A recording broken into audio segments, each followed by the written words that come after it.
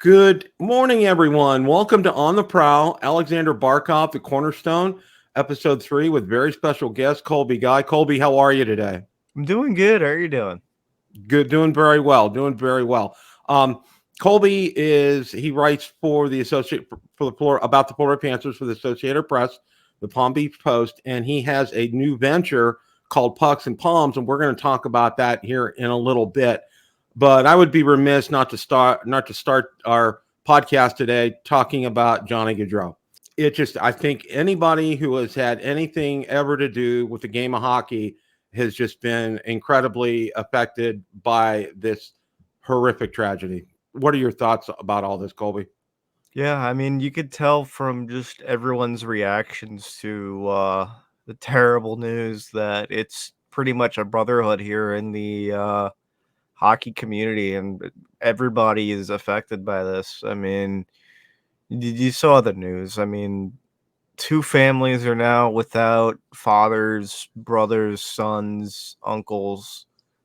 And that alone is just tragic, just thinking about it and thinking about the way that somebody just went on the road and selfishly took that away from all those families. But for everybody in hockey, you're losing a guy who's one of the best personalities in the league. You can't put on anyone at Johnny's games without him coming to the rink with this big smile and then doing something crazy on the ice. And that's what brought me to watch Johnny when I was growing up. When he first came in the league, when I was in middle school and high school, I'd always stay up late just to see what kind of physics defying thing he was going to do on the ice. But I think the main thing you want to think about here is the person that Johnny Gaudreau was and the friendships he's built, and obviously his family that he loved so much that he decided to give up what he had in Calgary to go be closer to them when he signed with the Columbus Blue Jackets. But it's very unfortunate, and he's gone way too soon.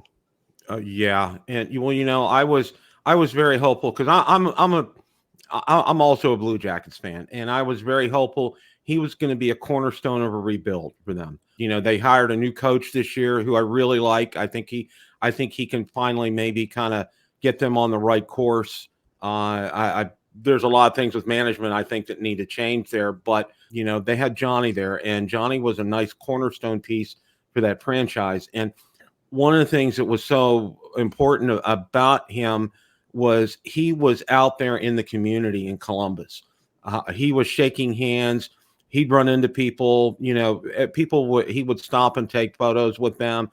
He would just the exact opposite of, say, like a Tom Wilson from the Capitals, who everybody disdains. Okay, everybody loved Johnny. Everybody loved him, and I know, for example, people out in Columbus, and for example, um, Steve Mears, who's now going to be their TV broadcaster, was with the Penguins for several years in the NHL Network, and I read some of the comments by him, and he remembered watching him when he was with Team USA and the skills he would put on, and the skill, and how he would just excel at, like, the All-Star game. He was in the All-Star game 7 times, and he just had mad skills with stick handling with the puck. Just it was just incredible. But beyond all that, like you said, he was a husband, he was a father, he was a son, he was a brother, he was just an incredible part of the hockey community. And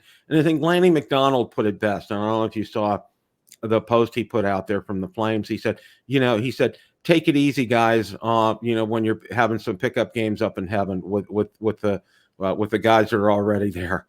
And that was just so fitting. But and I think one of the best things that we can do, I know, and this kind of relates for me. About 4 years ago, I had a friend of mine from high school who was a pediatrician out in Eastern Pennsylvania, just well loved, well respected in the community. Same thing. Well, he was hit on his bicycle. Wasn't a drunk driver, but he was killed. And it's like one of those things that you just, it's a head scratcher. You don't understand. He was just a good person. And I think the best thing that we can do is watch his highlights and be thankful for the time that we had with him and support his family. Yeah, and as you said on that last part, Matthew's wife has a GoFundMe available. She has a son on the way. It's unfortunate that Matthew's not going to be there for the son, but the hockey community, I think last time I checked, raised about $400,000 for Yeah. that GoFundMe. And I mean, I think it's great that everyone's kind of come together to support these guys, but it's just really unfortunate Matthew's not going to be there for his unborn son either. Yeah, that's incredible. The last thing I want to talk about with this was Johnny's connection with Matthew Tkachuk. I mean, they were incredibly tight. Yeah, they were. I mean, that one line that they were on in 2021, 22 was one of the best in the league. And I mean, just even when Matthew Tkachuk made his post about Johnny Gaudreau, you didn't even need to read the caption to tell that they were close. They just had so many of those pictures you have with your close friends that you kind of take sometimes and forget about. But it seems like they had a lot of fun together, as did a lot of other guys with Johnny Gaudreau. He's just that kind of guy. He's the kind of guy that whenever you it seems from the photos I've seen, he's the type of guy that you hang out with him, you have fun, you have a smile on your face, and it's unfortunate so many people had that taken away from them. And Yeah. it seemed like Matthew was the same way too. You gotta remember Matthew Gaudreau as well.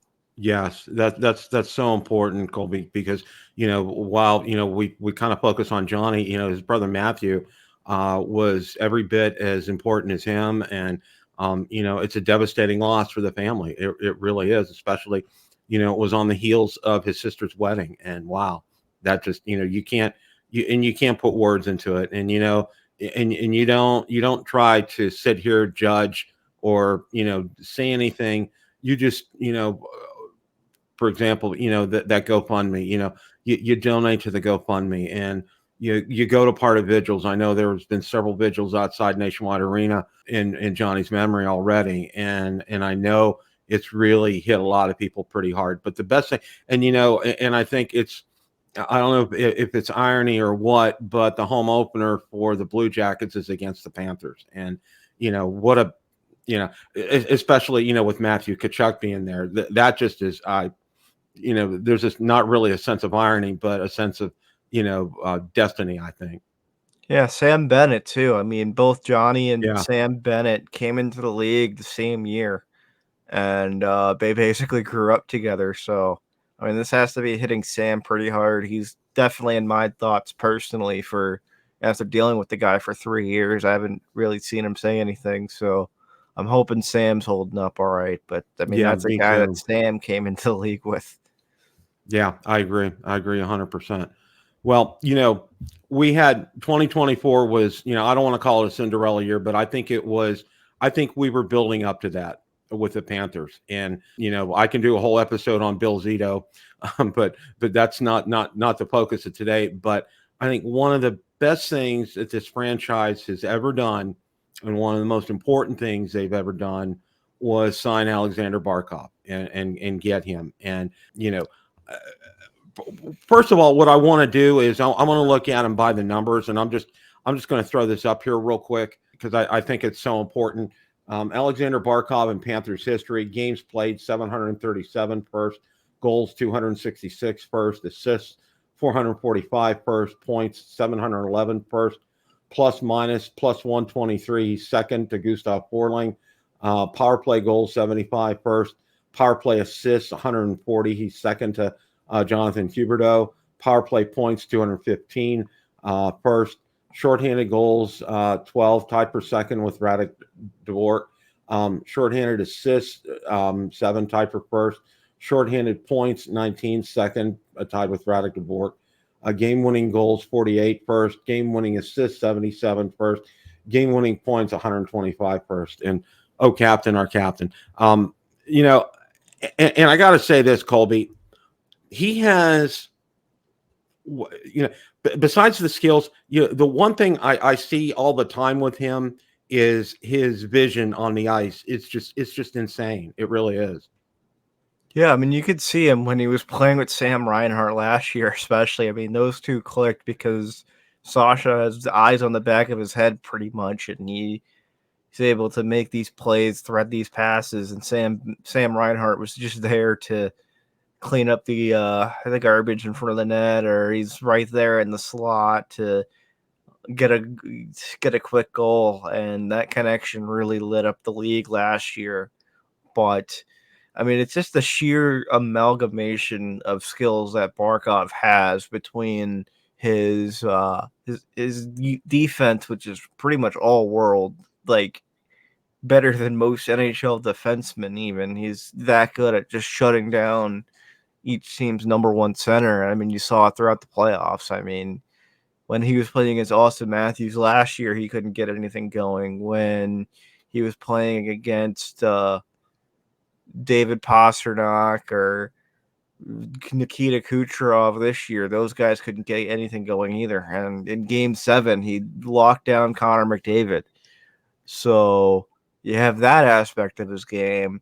And in the offensive zone, he's one of the better playmakers in the league, and he has 40 goal potential. I mean, he flirted with it pretty recently. I think his career high is 39. So you have a guy that could do all these things on the ice very, very well, and that's the cornerstone of your franchise right there. It really is, and just to watch him play, okay, because I've seen a lot of forwards out there, and I think one of the ones that comes to mind for me, in terms of defensive capabilities and seeing him play, because I got to see him play a lot of Sidney Crosby, because Crosby gets back there, and I've always said Crosby. I thought Crosby was a better defenseman than Chris Letang. Um, just the way he would get back and get involved and get in the play and disrupt plays and be there, which is fantastic. And the one thing with Barkov that I think is just absolutely amazing is it's just like he has a sixth sense when he's out on the ice. He has, besides the vision, it's timing, and timing is just so incredibly critical, because one of the things that I watched, I went to some games late in Mario Lemieux's career, and he really learned a lot about how to, because his legs weren't there late in his career, about where to position himself on the ice. And I think that's something that Sasha does really well. He knows where to be out on the ice at all times. He doesn't, it's like an automatic reflex. It's like he doesn't even have to think about that. Yeah, and it goes for both ends of the ice, and he controls the ice pretty well when he's out there. He dictates the pace of play, and when he sees a guy that's open, he's open. And I think he also kind of just he fully fits the identity of what the Panthers are, and that identity is pretty much him as far as just playing a responsible game in the defensive end. Don't force anything, and then once you see the cracks kind of start to build up on the other end, you strike. And that's what Barkov's been able to do so well for so long, is he's just able to be the force of the defensive zone, and then finds a spot to counterattack. And you put a couple of really good players on his wing, and Carter Verhaeghe and Sam Reinhart, they're going to put up a lot of goals. And I mean, you saw that throughout the playoffs as well. I mean, just looking back at Game 7 specifically, I think this game really kind of sums up Sasha Barkov's impact on the Panthers. I mean, when his line was on the ice, 9 times out of 10, they were in possession of the puck, and they were putting the pressure on the Oilers. And those minutes were when Connor McDavid was on the ice. It's the pure forechecking ability that Barkov has. He built up a lot of speed in the offseason after last year's Stanley Cup final loss. Both he and Sam Reinhart both lost a few pounds there, and came into this past season skinnier and faster, and that kind of helped build something between those two guys and build a line that was very tenacious and fast and very unrelenting on the forecheck. And I mean, that's just kind of what you get out of Sasha Barkov. He's an all-world caliber player, and that's what you need to win a Stanley Cup. You're right. You were so right, Colby. And one of the things that while we're still kind of continuing conversation about Sasha, is I want to take a look at Paul Maurice, and you know a lot of people would have kind of caved in, after they had the 3-0 lead. And you know what I said, that's one of the worst leads in a series that you can have, because, all you got to do is win one more. And, but I have to give Paul Maurice so much credit, because, the pressure was on him. They ended up losing 3 in a row, although one of those games I think it was game 5 back here, back here at Sunrise, that, I thought they played better of those 3 games, but they still ended up losing. He kept his composure and his cool the whole time. And, he had them focused and ready for game 7. Yeah, I mean, you need to have. I mean, Paul Maurice has been in the league for so long now, and after dealing with all he's had throughout his career, I think you just need to come in there, keep a simple approach, and just make sure the boys are ready for a game 7 like that. Because I mean, there's so much pressure on the line when you've blown a 3-0 lead like that, and I mean, it just speaks to the Panthers' game plan as well. Because when you have a game that tight with that much pressure on the line, that's what really helps you in a game 7 like that, where your game is built for those tight games where a lot of teams don't want to make mistakes. Because when you look at the way the Oilers were playing in games 4 through 6, they were playing pretty free, and they were doing things where they're willing to make a mistake here or there, and it proved to be pretty beneficial at the end of the day, scoring multiple shorthanded breakaway goals and some stretch passes off the rush, some things that you wouldn't normally do if you're trying to avoid mistakes, because if someone picks off that pass, that's a chance the other way. But the Oilers were really keen on picking the Panthers apart on the rush, and the Panthers were just playing not to make any mistakes. So that's where the Oilers were kind of able to blitz them at times.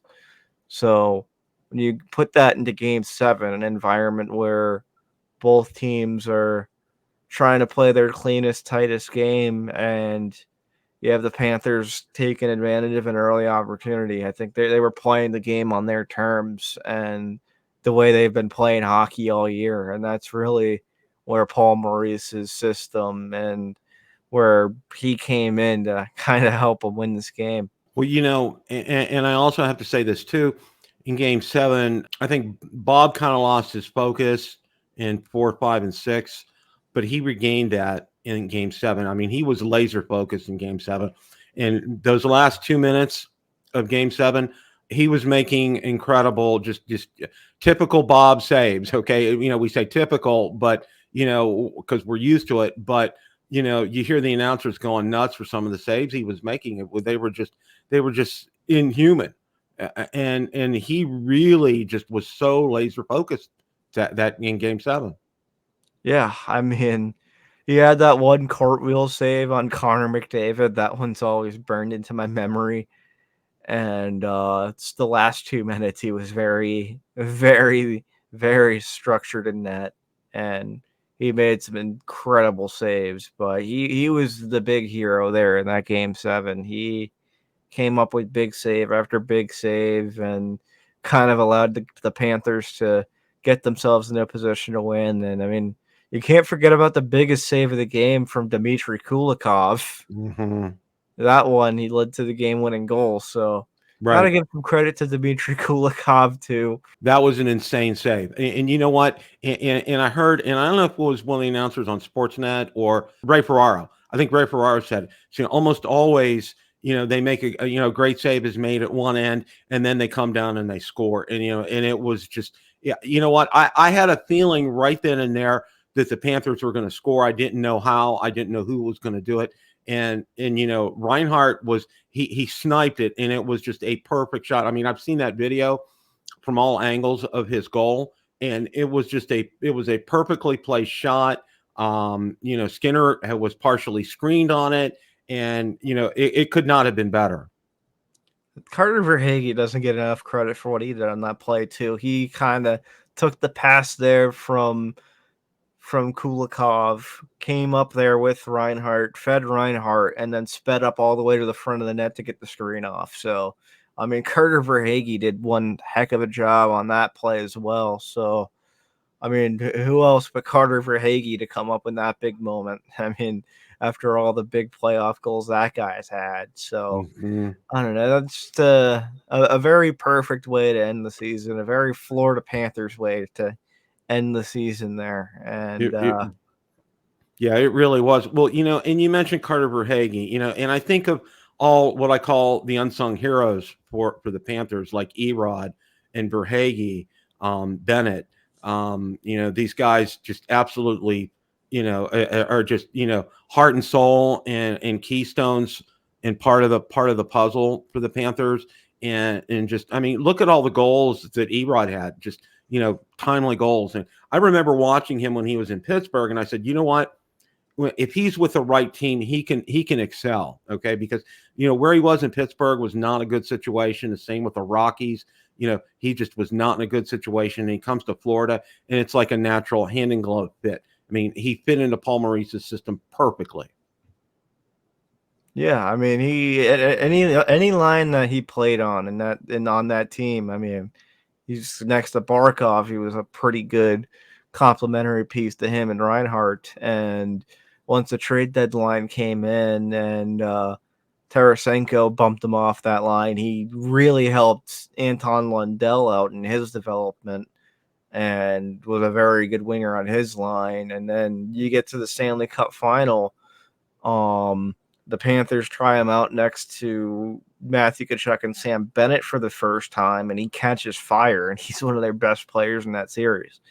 So, I mean, he's a guy that can just do it all and do it on any line. And so, I mean, he's going to be a valuable asset to have for the next 2 years. And it's a very big piece of that locker room, too, now. He's one of the more vocal guys in that room now, and he obviously took a pretty big leadership role already once he went to Anton Lundell's line and kind of helped him calm down later in that regular season, which kind of allowed them to break out. So, I mean, that's another guy that it's very important to have in your room. Oh yeah, absolutely. And one of the things that I kind of want to circle back to Sasha again. One of the things I think really helped him in terms of his growth with the Panthers and his maturity was Yammer Yager. I can't say enough about that. And the more I think about it, everybody is just, you mentioned Yammer Yager, everybody knows. There were two, I think, cornerstone pieces or pieces to the puzzle that helped push the Panthers over the edge to get them to the Stanley Cup and win the Stanley Cup. And he was one of them. And then the other one was another former Penguin, Patrick Hornquist. They were so instrumental in getting a right attitude, a leadership role. I think Sasha became a leader after his time with Yager. I really do. Yeah, I mean, Yager pretty much took Sasha under his wing in his time here. And I mean, you talk to Sasha about it, but seeing the way that Yager, even at the ripe old age of, I think it was 45 at the time, he's 50 or older now, but the way that he prepares himself, the way he gets onto the ice very early and gets to work, he's in the weight room all the time. But to see the way that guy presented himself and the way that guy came in very late in his career and helped this Panthers team make the playoffs. I think that's just something that kind of helped Sasha get that mindset, and that's where it clicked. And Hornquist kind of did that for the rest of the group. A lot of those other younger guys, like a Verhage, a Forsling, especially those two, Hornquist and Forsling, were pretty close, both being Swedish. So both those guys definitely set some kind of culture there. With Yager, it was creating those leaders that are Barkov and Ekblad as well. Those are your two cornerstone guys that he kind of helped build up, and Hornquist kind of did the rest for the rest of the guys Zito brought in.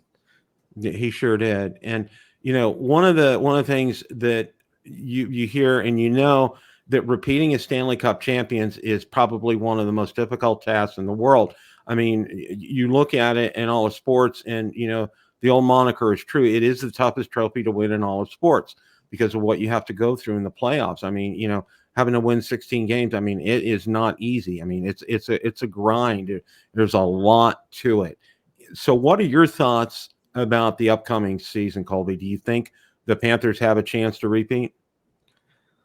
I mean, you look at the way this team's built, and obviously the style of play that they play. I mean, this is a team that is built to win in the playoffs. They've done it the past 2 years, getting to the Stanley Cup final last year. The only thing is, I mean, they've played a lot of hockey the past 2 years, and maybe that could end up catching up with them in the playoffs this year. We'll have to see about that. But when you just look at who's returning and the style of play they play and how things line up, I mean, they're going to be one of the better teams in the league next year as well. There are a couple things that they have to work out next year, like the power play, because they're losing both Oliver Ekman-Larsson and Brandon Montour, and that leaves a pretty big gaping hole on that power play one. And whether it's a Gustav Forsling that fills in, and Aaron Ekblad, or maybe even Adam Boquist, they're going to have to figure that out and see what works on the power play. And then when it comes to defense, I mean, Brandon Montour logged a lot of minutes on that back end too. So they're going to have to hope Schmidt and Boquist come in there and kind of help fill that void by the committee. I mean, you're not going to get one guy that's going to log 25 minutes a night anymore on the second pairing. You're going to have to split those second and third pairings out a little bit more.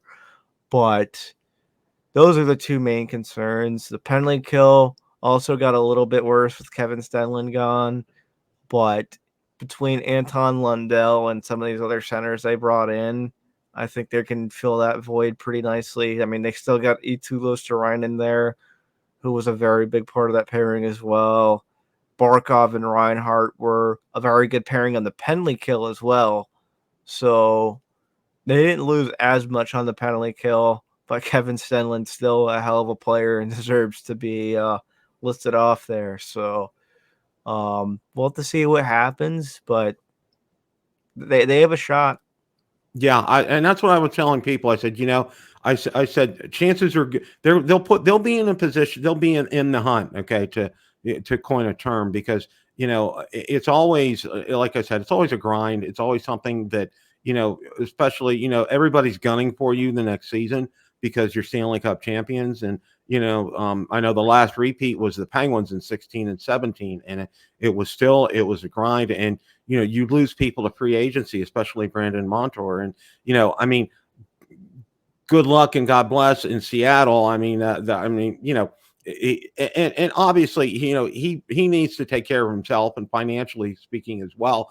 And that just wasn't going to work for the Panthers for getting him back. But I think some of the pickups that Zito has done, he's done admirably well. I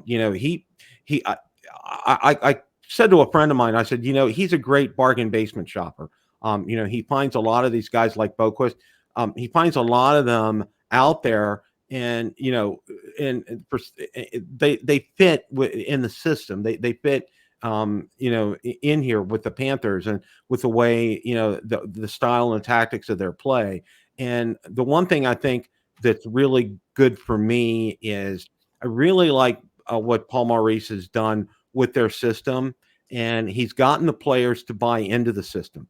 And when you have a coach that gets players to buy into the system and they play that way, your chances for success are great. I agree with you about the power play. I think that's going to be, I think, a key for them this year.